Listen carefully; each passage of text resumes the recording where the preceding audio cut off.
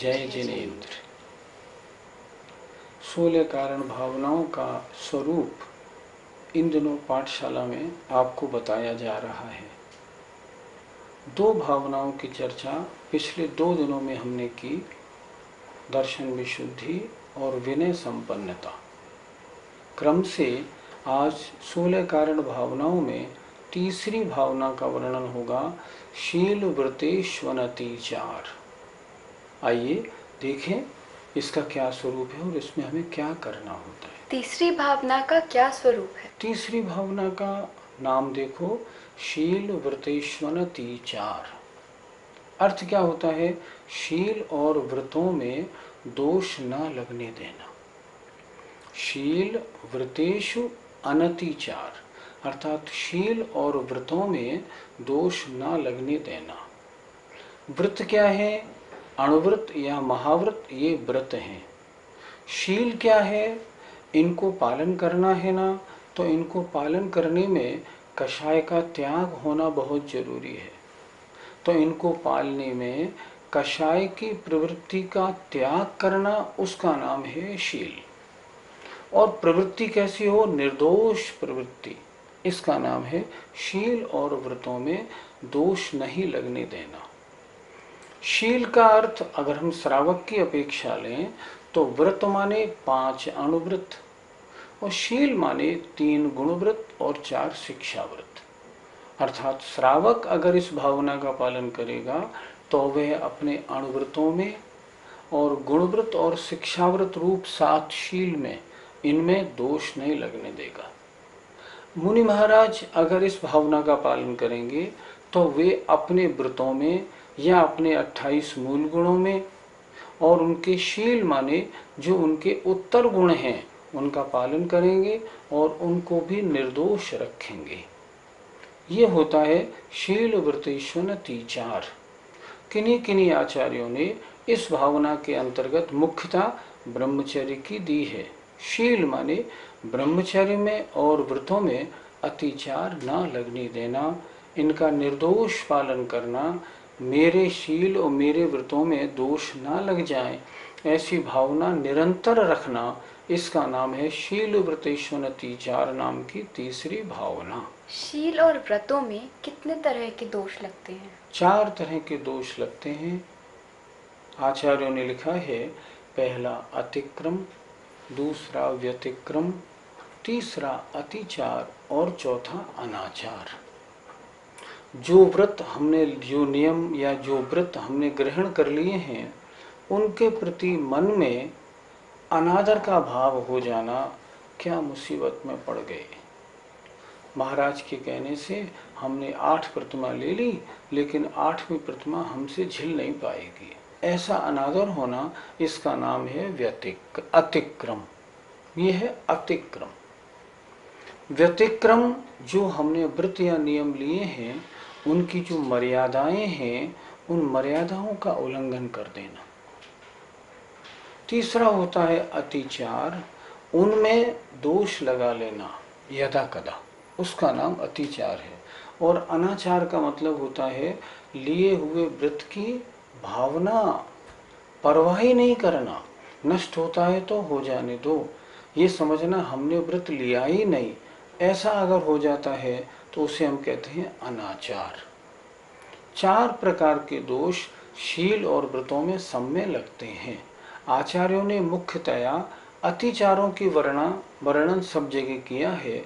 अतिक्रम और व्यतिक्रम सामान्य से अपने मन के विचारों में उन्होंने गर्भित कर दिए हैं कि ये मन से संबंधित हैं।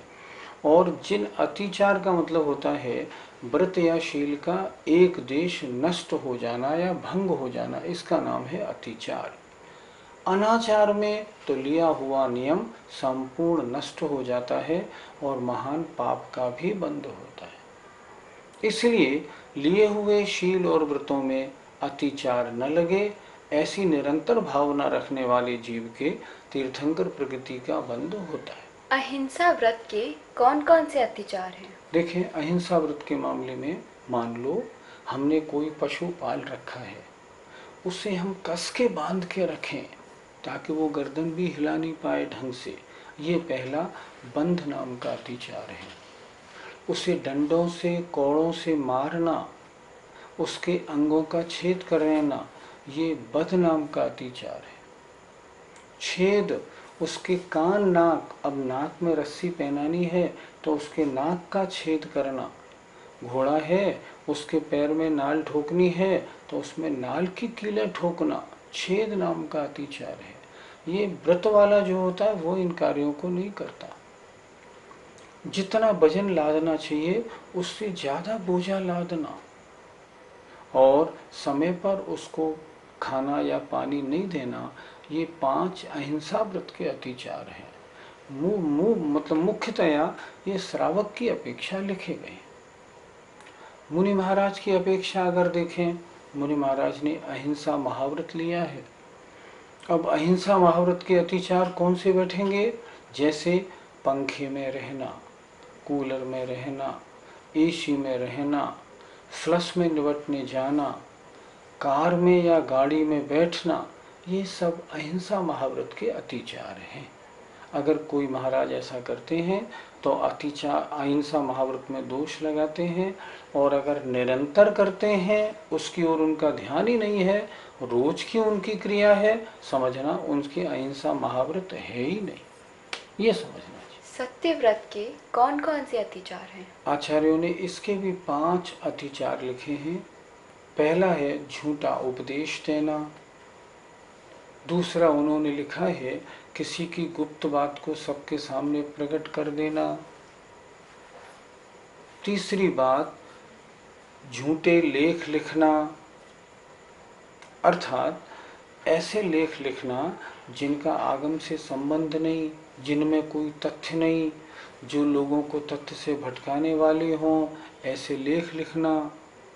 चौथी बात है गृहस्थ की अपेक्षा, किसी ने आपके यहाँ कोई वस्तु गिरवी रखी है और वो लेने आया है और कम बता रहा है तो उसको झट से कम वस्तु दे देना। पांचवी बात है किसी के इशारे आदि को समझ के उसकी बात को प्रकट कर देना। ये सत्यव्रत के 5 अतिचार हैं। मुनि महाराज जो होते हैं ना, वे तो कृतकारित अनुमोदना से रंच मात्र भी किसी भी प्रकार का झूठ नहीं बोलते। उनके तो जिनके न लेश मृषा, जिनके रंच मात्र भी झूठ नहीं होता, ऐसा सत्यव्रत मुनियों का होता है। और अगर मुनि है और अगर शील व्रतेश्वर अतिचार भावना की बात करेंगे तो वे अपने व्रतों में रंच मात्र भी अतिचार नहीं लगने देंगे। और अचौर्य व्रत के कौन कौन से अतिचार हैं? अचौर्य व्रत के 5 अतिचार अर्थात दोष हैं। जैसे गृहस्थ की अपेक्षा देखें, चोरी के मार्ग बताना, उसके यहाँ जाओ, ऐसे चोरी करोगे तो काम बन जाएगा।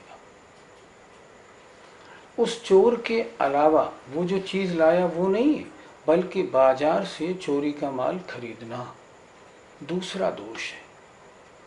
तीसरा दोष श्रावक की अपेक्षा है, अर्थात राज्य के नियमों का उल्लंघन करना। चौथा दोष है कमती बढ़ती तोलना। पांचवा दोष है एक सी दिखने वाली 2 वस्तुओं को मिला देना और महंगी वस्तु के भाव में बेचना। गिलट और चांदी मिला दी और चांदी के भाव में बेचना, ये अचौर्य व्रत का दोष है। साधुओं की अपेक्षा अचौर्य व्रत बड़ा महत्वशाली है। जैसे किसी अन्य का शिष्य हो, उस शिष्य को बिना उसके आचार्य की आज्ञा लिए हुए, बिना अनुमति के तोड़ लेना, उसको अपने संग में शामिल करना, ये भी तो चोरी है। कोई व्यक्ति किसी जगह दान नहीं देना चाहता हो, उसको बुला के उसको प्रेस करके उससे रुपए निकलवा लेना, ये भी चोरी है। साधु को इन सब चीजों से बचना चाहिए। ब्रह्मचर्य व्रत के कौन कौन से अतिचार हैं, उन्हें बताइए। जो व्रती है और जिसने ब्रह्मचर्याणु व्रत लिया है श्रावक की अपेक्षा, उसके लिए लिखा है दूसरे के विवाह नहीं करवाना। अगर करवाता है तो दोष लगता है। अर्थात दूसरों की ब्याह शादी जुड़वाना, उनके ब्याह का सारा इंतजाम करवाना, उनके ब्याह में जाना, सब गलत है। जो बदचलन महिलाएं हैं उनसे मिलना जुलना बिल्कुल नहीं। बदचलन महिलाएं दो तरह की होती हैं, एक पति सहित, एक पति रहित। पति रहित का मतलब कुंवारी हो, विधवा आदि हो, उनके साथ किसी प्रकार का संबंध नहीं रखना। अनंग क्रीड़ा, काम सेवन के अलावा अन्य अंगों से काम सेवन करना और काम सेवन की तीव्र अभिलाषा रखना, ये ब्रह्मचर्याण व्रत के 5 अतिचार हैं। अगर गृहस्थ है ना, और अगर उसको शील व्रतेश्वर अतिचार भावना का ध्यान रखना है तो इन कार्यों को बिल्कुल नहीं करेगा। अब रही मुनियों की बात। मुनि लोग क्या करेंगे? मुनि लोग बहुत सावधानी रखते हैं, क्योंकि मुनि व्रत को धारण करना तलवार की धार है, उसको तो महान है। जैसे जैसे मान लो मुनि और आरिकाएं, सबसे अच्छी बात तो ये है आरिकाओं को अपने साथ संग में ही ना रखें। अगर मान लो संग में रखते भी हैं तो उन्हें अपने से बहुत दूर ठहराएं। मान लो मुनि महाराज इधर ठहरे हैं तो जो आरिकाएं या छुल्लिकाएं वो इधर कहीं दूर ठहरें, ताकि उन दोनों का कोई संबंध नहीं हो। तीसरी बात, उनसे अपना शरीर स्पर्श नहीं कराना। अगर कराते हैं तो ब्रह्मचर्य व्रत में दोष लगता है। रात्रि को 6 बजे उनको अपने निवास स्थान में किसी भी प्रकार प्रवेश करने की परमिशन नहीं देना। उनको नहीं, अन्य कोई भी महिला हो उसकी परमिशन नहीं। जो जिनकी ड्रेस ठीक नहीं है, ऐसी बच्चियों को, ऐसी महिलाओं को आने के लिए इनकार कर देना, नहीं नहीं, अशिष्ट वे जो जिनकी वेशभूषा है ना, नहीं वो मेरे दर्शन को नहीं आए। रात्रि में उनके कोई प्रोग्राम नहीं देखना, उनके नृत्य वगैरह हों उनमें बिल्कुल शामिल नहीं होना। आजकल तो बड़े फुआ नृत्य होने लगे, मैंने देखा था। तो यहाँ एक बार एक तीर्थ पे गया था तो वहाँ जो नृत्य हो रहा था देखने लायक नहीं था। ऐसे नृत्य होने लगे, ये बहुत गलत है, मुनियों को अवॉइड करना चाहिए। वर्तमान में तो ऐसे ऐसे प्रसंग भी देखने में आते हैं। एक स्थान पर तो एक महाराज रात्रि को 12 बजे अपनी बर्थडे मना रहे थे और उसमें स्वयं नृत्य कर रहे थे। ये कोई मुनि धर्म थोड़ी होता है। तो ब्रह्मचर्यानुव्रत अर्थात स्त्री मात्र से बहुत दूर रहने की कोशिश करना, उनके प्रोग्रामों में शामिल नहीं होना, क्योंकि उनको उनके शामिल होने से कोई वास्ता नहीं है। इन सब बातों का ध्यान रखना चाहिए।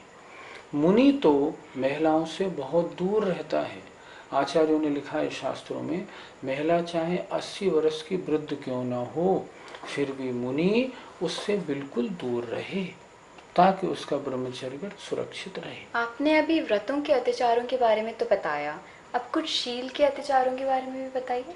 शील का मतलब गृहस्थ की अपेक्षा अगर देखें ना तो 3 गुणव्रत और 4 शिक्षा व्रत।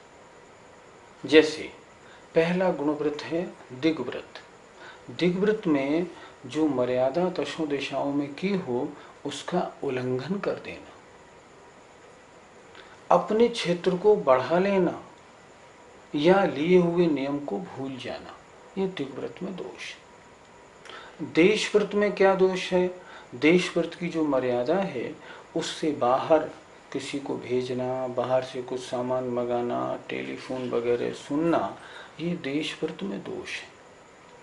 अनर्थ दंड व्रत में क्या दोष है? अनर्थ दंड व्रत का मतलब है व्यर्थ की क्रियाएं करना, हंसी मजाक करना, व्यर्थ के कार्य में लगा रहना और उपभोग परिभोग की बहुत सारी सामग्री इकट्ठी करना, ये सब अनर्थ दंड व्रत के दोष हैं। सामायिक के दोष क्या है? सामायिक में बैठे हैं लेकिन मन भटक रहा है, मन और वचन और काय की क्रिया गलत है। सामायिक में बैठे हैं लेकिन सामायिक के प्रति आदर नहीं है। सामायिक की क्रियाओं में विधिवत स्मरण नहीं रखा कि हमें सामायिक में करना क्या चाहिए था, उसको भूल गए। भूल क्यों गए? माइंड अपसेट है, बैठे हैं सामायिक में, मन कहीं और जा रहा है। ऐसा करेंगे तो क्या करेंगे, भूल जाएंगे। प्रोष्ठोपवास व्रत के अतिचार हैं। क्या अतिचार हैं? बिना देखे बिना शोधे वस्तु को बिछाना, कोई चीज उठाना, कोई चीज रखना, प्रोष्ठोपवास के पीछे प्रति अनादर हो जाना। लिखा है तत्वार सूत्र में, अप्रत्यवेक्षता प्रेमार्जितोत्सर्गादान संस्तरोपक्रमणा नादर। प्रोष्ठोपवास कर लिया, अब उस पर अनादर हो जाना या उसकी आवश्यक क्रियाओं को भूल जाना। तीसरा होता है सामायिक प्रोष्ठोपवास और उपभोग परिभोग परिमाण, अर्थात जिन चीजों का उपभोग और परिभोग का प्रमाण किया था उनका उल्लंघन कर देना। अलग अलग आचार्यों ने इसके अलग अलग दोष लिखे हैं। मूलतया दोष ये है। और चौथा है अतिथि संविभाग, अर्थात श्रावक को चाहिए अपना भोजन बनाए, सबसे पहले द्वारापेक्षण करे और द्वारापेक्षण करके उनको आहार दे। अब इसके भी अतिचार लिखे हैं उन्होंने। सचित्त वस्तु से ढकी हुई, सचित्त वस्तु पर रखी हुई, सचित्त वस्तु के साथ संबंधित वस्तु को आहार में दे देना। दूसरी बात, आहार देने के लिए दूसरे को कह जाना, या आहार का समय है मान लो प्रातः 10 बजे, लेकिन आहार 10 बजे तैयार न करके महाराज से कहना महाराज देर लगेगी, आप 1 बजे बाद उठना। ये अतिथि संविभाग व्रत के अतिचार हैं। मुनि की अपेक्षा देखें तो मुनियों का शील का मतलब होता है जो उनके उत्तर गुण है, या जो ब्रह्मचर्य है उस ब्रह्मचर्य में दोष लगाने की बात, ये उनके उत्तर। अगर हम शील का अर्थ लें ब्रह्मचर्य, तो ब्रह्मचर्य में रंच मात्र दोष नहीं लगाए। और शील का अर्थ हम लेते हैं उत्तर गुण, तो मुनियों के जो उत्तर गुण बताए हैं, परिचय जय और बाह्य तपों को तपना, उसमें रंच मात्र दोष नहीं लगाए। जैसे मान लो शीत परिचय का अवसर आया तो उन्होंने क्या किया, अपने कमरे में एक कोने में हीटर जला दिया। श्रावक आया और हीटर जला दिया, नहीं ये दोष हो जाएगा। हम क्या करें, वो श्रावक जला गया, श्रावक जला तो गया, आपने क्यों जलने दिया? ऐसा नहीं, गलत है बिल्कुल। कोई आया पंखा ऑन कर गया, हमने थोड़ी पंखा चलाया। उष्ण परिचय थी, गर्मी लग रही थी, तो सामने वाले ने पंखा ऑन कर दिया, सामने वाले ने एसी ऑन कर दिया, हमने थोड़ी चलाया है। आपने मना क्यों नहीं किया? आप यहाँ से हट जाए ना तो सब मना हो जाएगा। इस तरह जो 22 परिचय हैं, उन 22 परिचयों में और 12 तपों में ये होते हैं उत्तर गुण, इनमें दोष लगाना। इस तीसरी भावना का वर्णन आज पूरा हो गया। आपसे विदा लेते हैं। जय जिनेन्द्र।